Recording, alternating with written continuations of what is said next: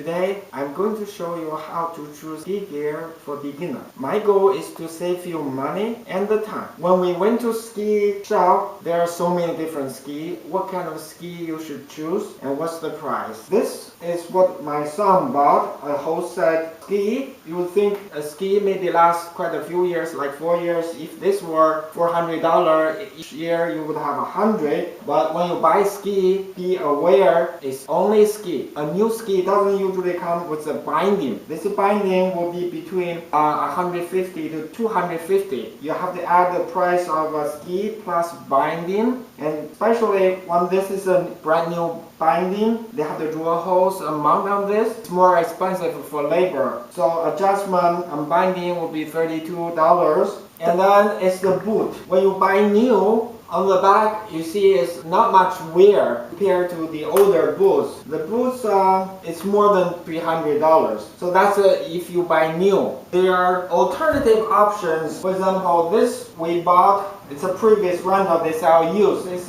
pretty new still, and there's a little bit chip on the top, but it's quite usable. The binding that came with the ski, so you don't have to spend the money for binding. The binding adjustment, when it's a ding, is already there. What they have to adjust only to make the binding fit to a larger or smaller boots, and that kind of adjustment is cheaper, like $15 to $20. So the binding is $150, but to install it is $32. This kind already installed, and you just need to adjust to test the release. It's only $15. So if you buy used ski gear, this is around $150, including the binding, and the boots is $64, rather than more than $300 or $400. That used equipment actually save you a lot of money. Compare if you go to rent. If you do rent, you're still wearing the old boots, using the older ski. How much was a day's rental where you went? Yeah, rental is around $20 to $30 as a package. So the price of this together is about the same as 5 to 6 days of rental. So the adjustment on the binding, usually they recommend 2 years have a test to see whether release. Because this is very important. When you fall, this boot and the ski will be detached, so it's safer for you. Otherwise, with the ski, you may really injure your knee. What kind of ski? There are so many factors. You will be confused in the ski shop. We spent 2 hours there trying to understand all the factors. To make it easy, I list only 3 factors about you, the snow, and ski. And you is, are you beginners and are you aggressive? Are you very athletic? You can control the turn and the speed. That's about you. And snow is condition, is a powder or mogul, or do you want to jump? But for beginner, I think all 3, you need to just ignore those. The ski for beginner, the best is all mountain. The length and area and flex and camber are the things you should consider. Others, a lot of things you should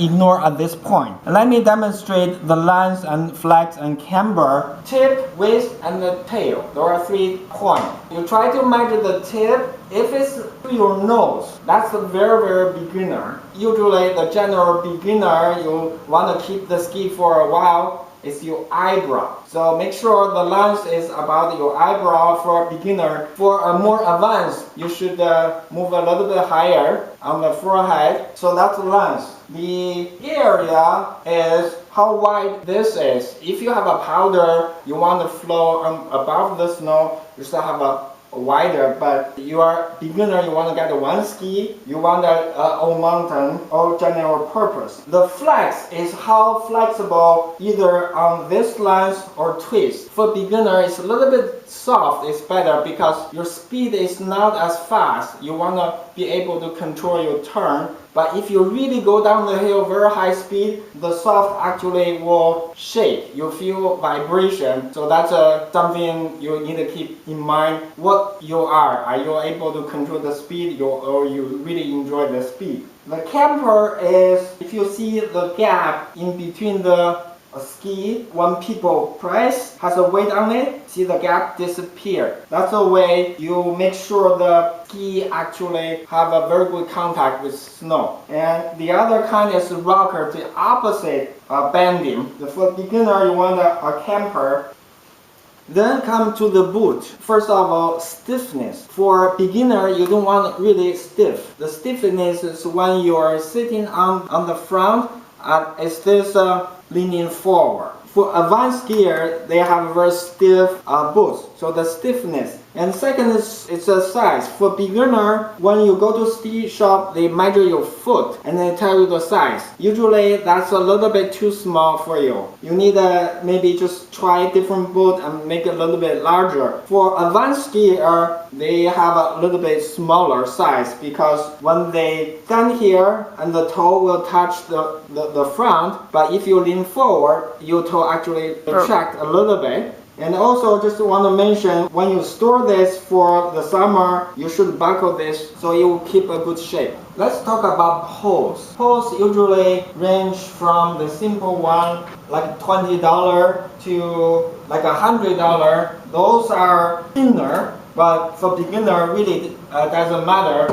What matters is the length. A pole, you try it, make this a right angle. If it's not right length, you can shorten it yourself. The first step is pull this handle out and then measure how much you want to shorten and use the saw to saw it and then put the handle back. Now talk about the goggle. Goggle you should store in its original bag. The goggle surface is very sensitive, so you should not try to use your hand to clean it. Make sure that you don't scratch the surface. And then it comes to helmet. Helmet range from $100 to $200. There are always a male or female version or unisex. The most important factor I think is the protection. Is how hard the plastic is and is it ready for one impact or multiple impact. Other features I don't think is as important are those